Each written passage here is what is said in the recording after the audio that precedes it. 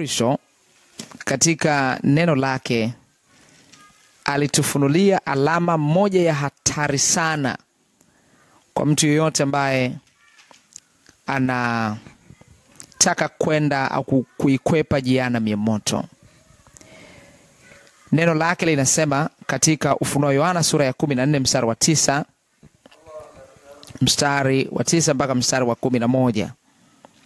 Ufunuo Yohana sura ya 14 mstari wa 9 mpaka wa 11, Biblia inasema, na mwingine malaika wa tatu akawafuata akisema kwa sauti kuu, mtu wa yote akimsujudu huyo mnyama na sanamu yake na kuipokea chapa katika kipaji cha uso wake au katika mkono wake, yeye naye atakunywa katika mvinyo ya ghadhabu ya Mungu iliyotengenezwa pasipo kuchanganywa na maji, katika kikombe cha hasira yake, naye atateswa kwa moto na kiberiti mbele ya malaika watakatifu na mbele za Mwana-Kondoo.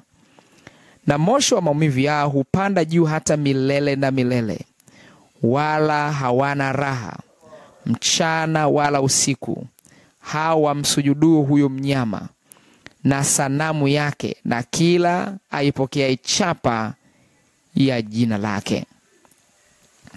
Tarudia tena mstari wa 9.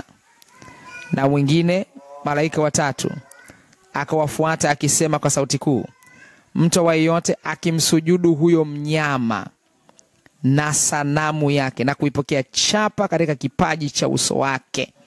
Nazungumza kipaji cha uso wake. Mstari wa 10, yeye naye atakunywa katika mvinyo ya ghadhabu ya Mungu. Yani manake atakutana na hasira ya Mungu iliyotengenezwa pasipo kuchanganywa na maji, katika kikombe cha hasira yake, naye atateswa kwa moto na kiberiti mbele ya malaika watakatifu na mbele za Mwana-Kondoo.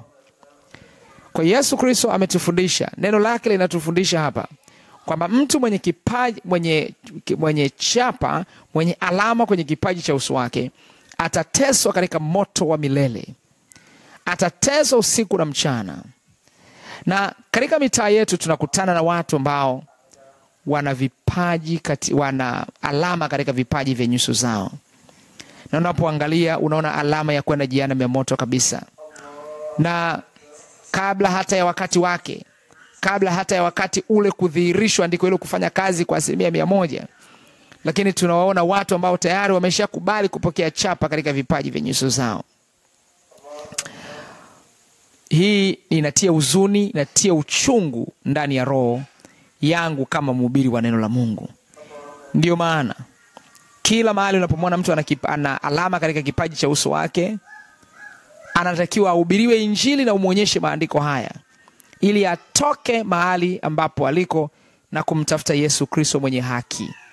Ndio maana wa Kristo tunakataa kusujudu mfululizo, kusujudu kuweka paji la uso chini kama sehemu ya mfululizo wa ibada zetu, kwa sababu tunakwepa pia alama katika kipaji cha uso ili tusije tukawa tumekuwa sehemu ya kwenda kuwa signed kwenda katika jehanamu ya moto. Kwa sababu hiyo, kataa kuwa sehemu ya kwenda jehanamu ya moto. Achana na kipaji, achana na alama katika kipaji cha uso wako ili uingie mbinguni. Unataka kuingia mbinguni, unataka kuachana hiyo alama, huwezi kuacha kwa nguvu zako, huwezi kutoka kirahisi, kwa sababu mashetani nao wanataka kung'ang'ania kwenda na wewe jehanamu ya moto. Lakini ili uweze kuachana jambo hilo kirahisi, mpokee Yesu Kristo. Sema maneno haya kama unahitaji kuokoka. Sema, Bwana Yesu, ninakuja mbele zako. Mimi ni mwenye dhambi. Nisamehe dhambi zangu zote.